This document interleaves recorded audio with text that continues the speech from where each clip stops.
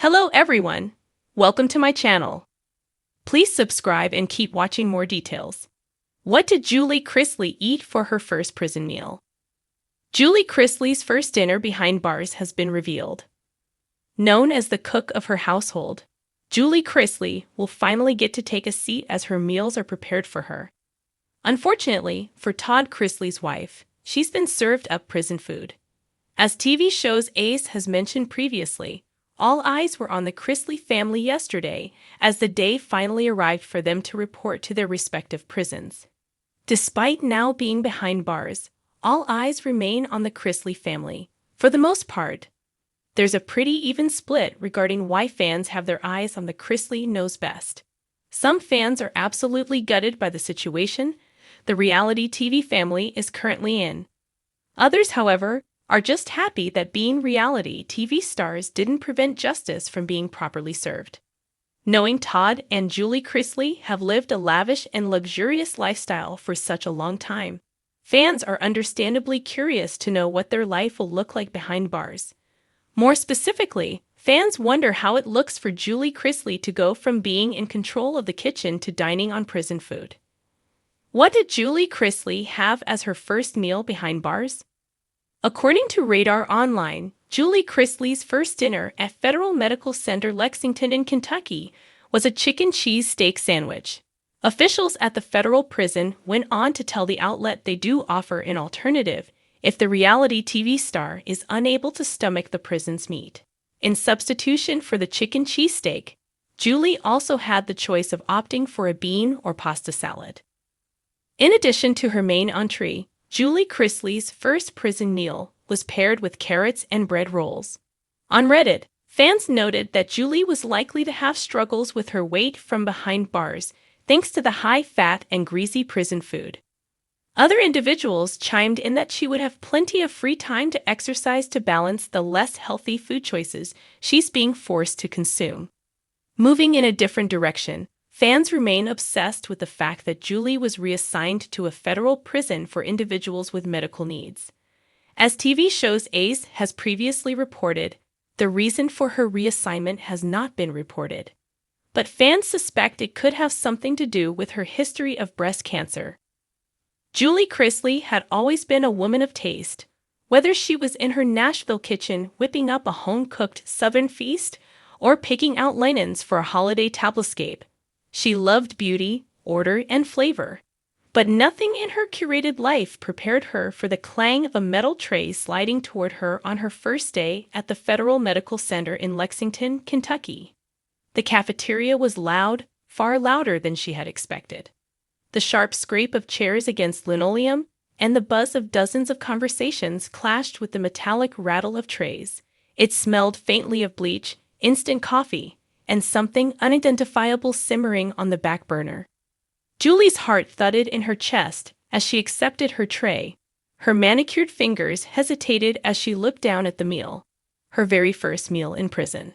The plate was divided into 3 sections. The main portion was a scoop of what looked like meatloaf, though the color was more gray than brown. A ladleful of thin brown gravy attempted to cover its uneven surface. Next to it sat a scoop of mashed potatoes, clearly made from powdered flakes, still holding the faint boxy smell of dehydrated starch. The final section contained pale, overcooked green beans that had long ago surrendered their snap. A small square of cornbread was tucked to the side, slightly burnt around the edges, and a cup of bright red fruit punch sat on her tray. It wasn't glamorous, but Julie had spent enough time watching cooking competitions to know that presentation could be deceiving. She carried her tray to an empty table, sitting as straight as she could manage, and took a breath. She thought of her kitchen back home, the warm glow of the pendant lights, the scent of butter and garlic, the way Todd would lean against the counter and crack a joke while she plated dinner. She thought of Savannah and Chase teasing each other over who got the last piece of fried chicken. And here she was, staring down a mass-produced meatloaf patty in a room full of strangers. Julie pressed her fork into the meatloaf, breaking it apart.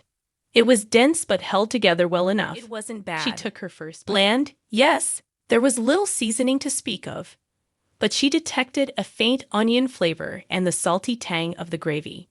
She reminded herself that this was nourishment, not a culinary experience. The potatoes were another story. The texture was thin, gluey, and almost translucent in spots. Julie swallowed anyway, chasing the taste with a sip of the fruit punch. It was overly sweet, but she welcomed it. The green beans were limp but edible. She ate them carefully, remembering her mother's voice telling her to finish her vegetables no matter what.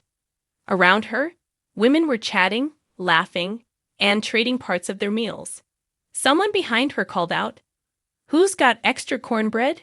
And a deal was struck. A cornbread square swapped for an extra cup of punch.